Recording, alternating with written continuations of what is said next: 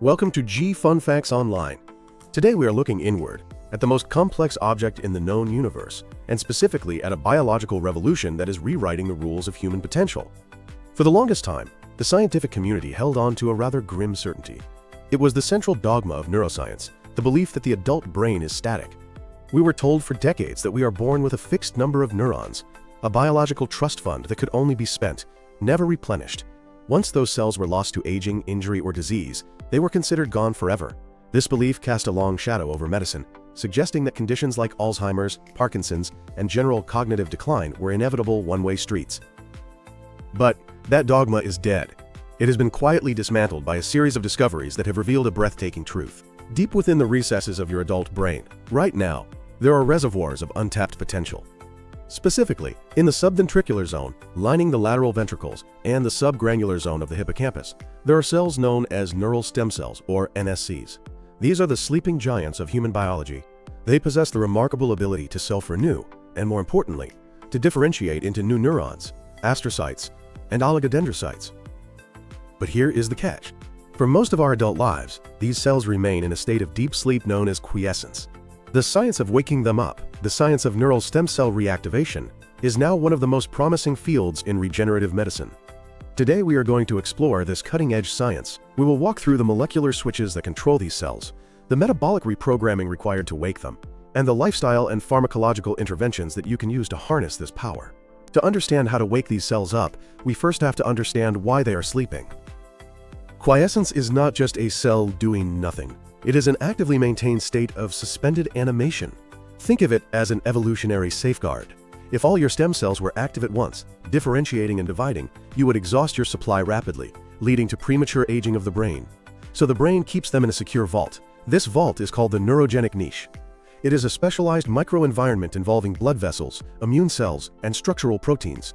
Within this niche, the stem cells act like sensors. They extend tiny processes to touch blood vessels, creating what we call a vascular niche. This allows the stem cell to effectively taste your blood, monitoring for systemic signals, hormones, and nutrients to determine if the body is in a state of health or stress. They are physically locked in place by adhesion molecules like VCAM1 and N-cadherin. These aren't just glue. They are anchors that transmit inhibitory signals, telling the cell to stay put and stay quiet. To wake up, a stem cell must literally let go. There are also molecular guardians, signaling pathways that act as brakes. One is BMP signaling. In the adult brain, a protein called BMP4 acts as a potent sedative. It triggers a cascade that produces ID proteins, which block the machinery of cell division. Then there is Notch signaling, which maintains the stem cell identity, preventing it from turning into a neuron too early. And finally, the Hippo pathway, which controls organ size and keeps these cells dormant by degrading specific proteins needed for growth. These are the locks on the vault. So how do we pick the lock? Reactivation is the transition from this dormant state to an active, dividing state. It is a massive biological metamorphosis. The most profound discovery in this area is metabolic reprogramming. It turns out that sleeping stem cells and active stem cells run on completely different fuel sources. Quiescent cells are like hybrid cars running on battery power. They rely on fatty acid oxidation. They burn fat. This is efficient and produces very little waste, which protects the DNA of these long-lived cells. But when it is time to wake up, the cell flips a switch. It stops burning fat and starts burning sugar, a process called aerobic glycolysis. This is the same metabolic shift seen in cancer cells, known as the Warburg effect. Why do they do this? Because burning sugar this way allows for the rapid production of the raw materials needed to build a new cell, specifically nucleotides, lipids, and amino acids. Simultaneously, the cell has to clean house. Over years of sleep, cells accumulate damaged proteins. If they try to divide with this trash inside, they will die from proteotoxic stress. So reactivation triggers a surge in lysosomal activity and autophagy. The cell eats its own garbage to recycle it into raw materials. Epigenetically, the cell also has to open its library. The DNA in a sleeping cell is tightly wound up. Enzymes called TET enzymes step in to remove off switches from the DNA, while other enzymes called HDACs help silence the sleep genes and activate the growth genes. Now, you do not need a billion-dollar lab to influence this process. You are influencing your neurogenic niche every single day with your choices. Let's talk about the most potent natural activator, which is exercise. If we could bottle the effects of exercise, it would be the most successful drug in history. When you engage in endurance exercise, your muscles produce a protein called FNDC5, which turns into a hormone called irisin. Irisin is incredible.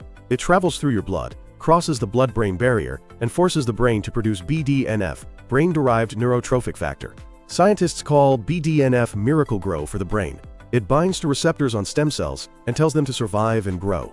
Even lactate, which we used to think was just a waste product causing muscle soreness, travels to the brain during intense exercise to stimulate blood vessel growth in the niche. Then there is diet. Evolutionarily, hunger is a signal to sharpen the mind so you can find food.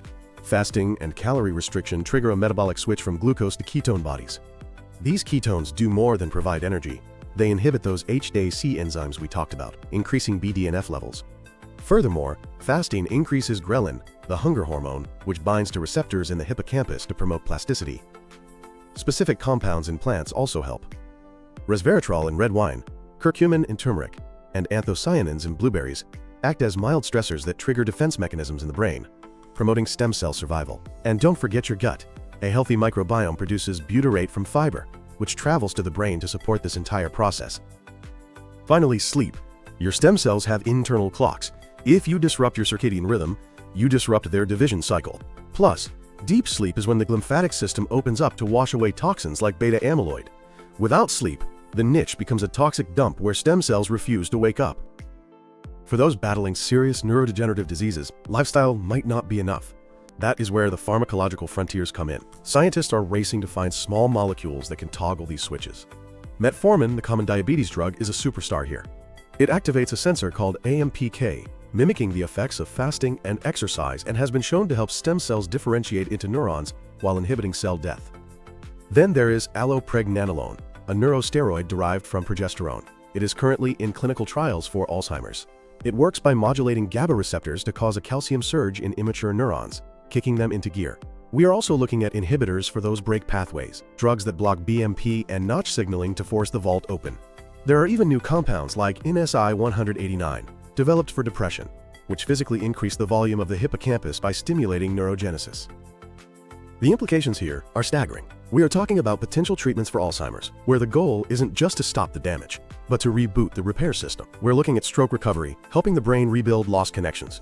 We are looking at a new understanding of depression, where recovery is actually the physical growth of new neurons. We are moving from an era of treating symptoms to an era of maintenance. The adult brain is not a ruin. It is a garden that has gone dormant for the winter. With the right cues, whether they are molecular drugs, the metabolic shifts of a fast, or the chemistry of a morning run, we can coax that garden back to bloom. The sleeping giants are there. We are finally learning the language to wake them,